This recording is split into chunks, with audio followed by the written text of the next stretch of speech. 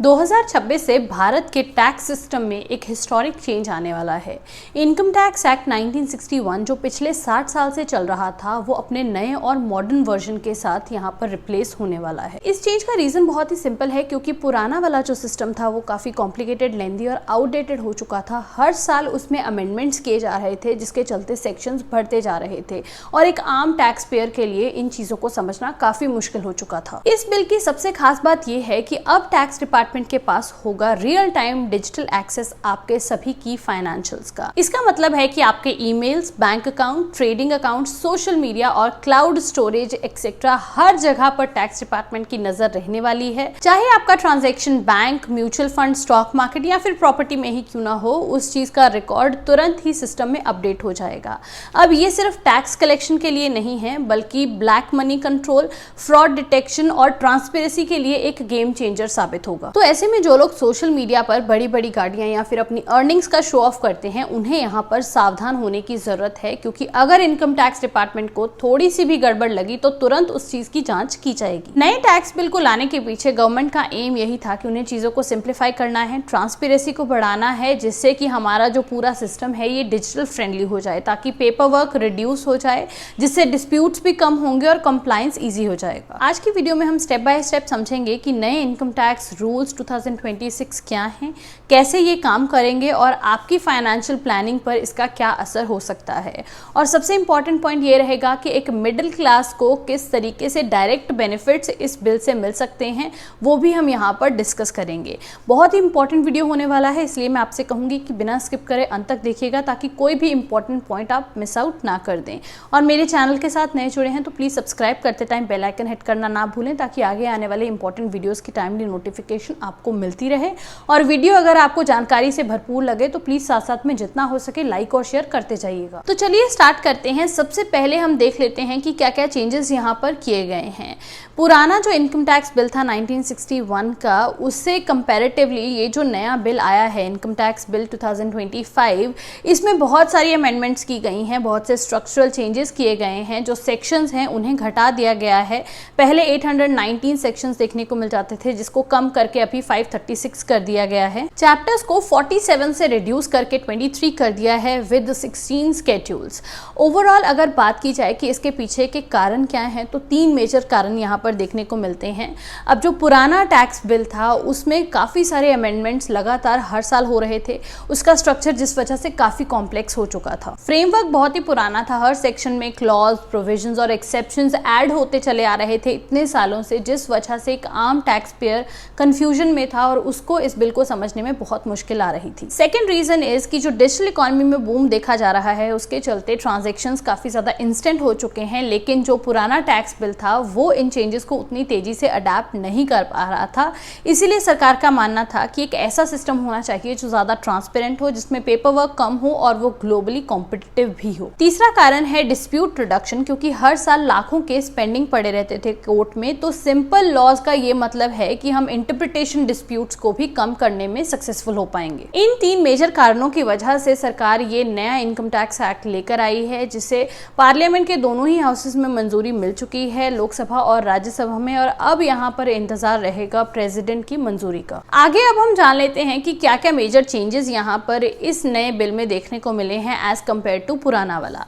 तो यहाँ पर सबसे पहले तो टैक्स ईयर को इंट्रोड्यूस किया गया है। पहले क्योंकि लोग असेसमेंट ईयर और प्रीवियस ईयर में ही कंफ्यूज रहते थे, इसी वजह से अब यहाँ पर टैक्स ईयर को क्लियरली सिंपल शब्दों में डिफाइन कर दिया गया है। 1 अप्रैल से लेकर 31 मार्च जिस साल के लिए आप इनकम टैक्स भर रहे हो, उसको टैक्स ईयर की तरह ही रेफर किया जाएगा। नेक्स्ट यहाँ पर वर्ड काउंट को कट डाउन किया गया है। पुराने लॉ में 5 लाख से ज्यादा वर्ड्स थे, लेकिन अब यहाँ पर बचे हैं केवल 2.6 लाख वर्ड्स। इसके साथ ही 39 नए टेबल्स और 40 फॉर्मूलाज को भी ऐड किया गया है, ताकि क्लैरिटी ज्यादा बेहतर मिले। आगे जो प्रोसीजरल चेंजेस किए गए हैं या अपडेट्स हैं, वो भी हम जान लेते हैं। सबसे पहला है यहाँ पर फेसलेस डिजिटल फर्स्ट अप्रोच, जिससे कि सारी चीजों को डिजिटलाइज किया जाएगा। टैक्स डिपार्टमेंट के साथ जो फिजिकल इंट्रैक्शंस हैं उसको कम करने में इससे हेल्प मिलेगी, क्योंकि अब सारी चीजें ऑनलाइन हो जाएंगी। जो भी नोटिस, क्वेरीज या रिस्पॉन्सेज हैं, हर चीज ऑनलाइन आपको देखने को मिल जाएगी। इसके फायदे क्या होंगे कि करप्शन और ब्राइवरी का स्कोप कम हो जाएगा, सिस्टम में ट्रांसपेरेंसी बढ़ जाएगी, और क्योंकि फिजिकल डिपार्टमेंट विजिट्स कम हो जाएंगी तो टैक्स पेयर्स को भी आसानी होगी। Second is nil TDS certificate, यानी कि अगर आपकी टैक्स लायबिलिटी जीरो है, यानी कि आपको कोई भी टैक्स पे नहीं करना है, तो यहाँ अभी आप निल टीडीएस सर्टिफिकेट के लिए अप्लाई कर सकते हो। इससे होगा ये कि आपसे कोई भी टीडीएस नहीं काटा जाएगा और जिम्मेदारी लेने के लिए आपको एडवांस में प्रूफ भी मिल जाएगा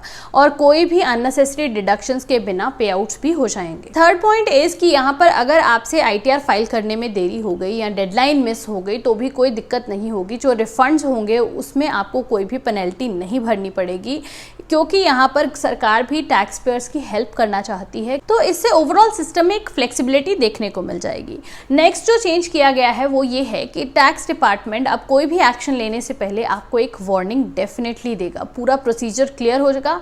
सबसे पहले आपको एक फॉर्मल नोटिस आएगा जिसका आप जवाब दे पाओगे और उसके बाद ही कोई भी एक्शन लिया जाएगा। तो इससे सरप्राइज पेनल्टीज के अगेंस्ट प्रोटेक्शन मिल जाएगा। अब आगे कम्यूटेड पेंशन की बात करें तो सबसे पहले मैं आपको बता दूं कि कम्यूटेड पेंशन क्या होता है। मान लीजिए कि अगर आप अपनी पेंशन का एक हिस्सा लमसम के रूप में ले रहे हो तो यहाँ पर गवर्नमेंट ने उसके बारे में भी क्लियर किया है कि वो पूरी तरह से टैक्स फ्री होगा अगर आप एक गवर्नमेंट एम्प्लॉय हो, और अगर आप प्राइवेट सेक्टर में हो तो एक पार्ट टैक्स फ्री होगा, बाकी जो आपकी इनकम होगी वो टैक्सेबल होगी। तो उसको भी यहाँ पर गवर्नमेंट ने क्लियरली डिफाइन किया है और कंफ्यूजन को दूर किया है। आगे हाउस प्रॉपर्टीज की बात की जाए, पहले मल्टीपल प्रॉपर्टीज अगर कोई ओन करता है तो उस पर जो नोशनल रेंट था उसके बारे में काफी कंफ्यूजन रहता था कैलकुलेशंस में। इवन नए रूल्स में वेकेंट कमर्शियल प्रॉपर्टी को लेकर भी चीजों को क्लैरिफाई किया गया है। मान लीजिए कि आपकी कोई भी कमर्शियल प्रॉपर्टी है जो एक्चुअल में वेकेंट पड़ी हुई है तो उस पे जो रेंट पे करना होता है वहां पर थोड़ी सी रिलैक्सेशन दी गई है। अगर आपकी जेन्युइनली प्रॉपर्टी वेकेंट है उसके लिए आपके पास प्रॉपर प्रूफ होने चाहिए। आगे एनोनिमस डोनेशंस की बात करें तो अगर कोई रिलीजियस पर्पस के लिए बिना अपना नाम, एड्रेस और पैन नंबर बताए हुए डोनेशन करता है तो उसमें भी टैक्स असम्पशंस दी गई हैं। वहां पर ऐसे केस में कोई भी टैक्स एप्लीकेबल नहीं होगा, लेकिन उसके लिए भी प्रॉपर रिकॉर्ड मेंटेन करना होगा। नेक्स्ट जो चेंज यहाँ पर देखने को मिला है that is digital access for tax department. क्योंकि अब डिजिटलाइजेशन इतना ज़्यादा देश में बढ़ चुका है तो यहाँ पर ट्रांसपेरेंसी होना बहुत ही ज़्यादा ज़रूरी है, इवन टैक्स डिपार्टमेंट के लिए भी। तो अभी जो लोग शो ऑफ करते थे सोशल मीडिया पर बड़ी बड़ी गाड़ियों के साथ फोटो डालना या फिर अपनी अर्निंग्स का शो ऑफ करना, उन्हें यहाँ पर बहुत ज़्यादा सावधान होने की ज़रूरत है, क्योंकि अब से टैक्स डिपार्टमेंट के पास हर चीज़ का एक्सेस होगा, चाहे आपकी emails, bank account, trading account या फिर आपका सोशल मीडिया अकाउंट ही क्यों ना हो। ये सारी चीज़ें वर्चुअल डिजिटल स्पेस में आएंगी, लेकिन यहाँ पर भी एक स्टैंडर्ड ऑपरेटिंग प्रोसीजर डाला गया है ताकि प्राइवेसी कॉम्प्रोमाइज ना हो। इवन वर्चुअल डिजिटल एसेट्स जैसे क्रिप्टो और एनएफटीज हो गए, इनको भी अनडिस्क्लोज्ड इनकम कैटेगरी में इंक्लूड किया जाएगा। तो अब अगर टैक्स डिपार्टमेंट को थोड़ा सा भी डाउट होता है तो उस हर चीज की जांच यहाँ पर की जाएगी। नेक्स्ट है टाइम बाउंड लिटिगेशंस और डिस्प्यूट्स। यहाँ पर टैक्स डिपार्टमेंट की ओर से जो डिस्प्यूट्स और लिटिगेशंस हैं उसको टाइम बाउंड किया गया है, जिससे कि जो लंबे समय तक केसेस पेंडिंग पड़े रहते थे वो जल्दी रिजॉल्व हो जाएंगे। टैक्स पेयर्स को भी एक क्लैरिटी मिलेगी, जल्दी क्लोजर मिलेगा, जिससे कि उनका स्ट्रेस और कॉस्ट दोनों ही कम रहेंगे। और अब बात कर लेते हैं कि मिडिल क्लास को क्या डायरेक्ट बेनिफिट्स मिलेंगे इन नए लॉस की वजह से। सबसे पहले तो जो जीरो इनकम टैक्स है वो अप टू 12 लाख ही होगा, उसे कंफर्म कर दिया गया है। बजट 2025 में भी ये सेम प्रोविजन था और अब टैक्स रिफॉर्म्स में ये कोर हाईलाइट भी है। इसके अलावा टीडीएस लिमिट्स की बात की जाए तो सीनियर सिटीजन की इंटरेस्ट इनकम पे जो टीडीएस था उसकी लिमिट को डबल कर दिया गया है। रेंट टीडीएस को भी बढ़ाया गया है। फाइलिंग डेडलाइन को एक्सटेंड किया गया है। ओवरऑल यहाँ पर अगर हम ब्रॉडर व्यू में बात करें तो सिंप्लीफिकेशन देखने को मिला है। पुराने इनकम टैक्स एक्ट के मुकाबले नए इनकम टैक्स एक्ट में सेक्शंस और चैप्टर्स को रिड्यूस किया गया है, वर्ड काउंट को रिड्यूस किया गया है, टैक्स ईयर के कॉन्सेप्ट को इंट्रोड्यूस किया गया है ताकि जो टैक्स पेयर्स में कंफ्यूजन रहता था उसको कम किया जाए। वोकैबुलरी यहाँ पर सिंपल की गई है ताकि चीजों को समझने में आसानी हो। कई सारे प्रोसीजरल चेंजेस किए गए हैं जैसे nil TDS, refunds, pre construction interest, commuted pension, digital asset inclusion plus virtual space access. इसी के साथ ही मिडिल क्लास के लिए खास ये है कि 12 लाख तक कोई भी टैक्स पे नहीं करना है। जो भी भी मेजर पॉइंट्स थे यहाँ पर मैंने इस वीडियो में कवर करने की कोशिश की है, ताकि आपको जो भी कन्फ्यूजन है वो मैं क्लियर करने में आपकी हेल्प कर पाऊँ। बाकी आप खुद से भी इन सारी चीज़ों को स्टडी डेफिनेटली कीजिएगा, और वीडियो इन्फॉर्मेटिव लगा है तो जितना ज़्यादा हो सके लाइक और शेयर प्लीज़ करिएगा, और चैनल के साथ नए जुड़े हैं तो सब्सक्राइब करते टाइम बेल आइकन हिट करना ना भूलें, ताकि आगे आने वाले वीडियोज़ की टाइमली नोटिफिकेशन आपको मिलती रहे। जल्दी मिलेंगे अगले वीडियो के साथ, तब तक के लिए take care, thank you for watching.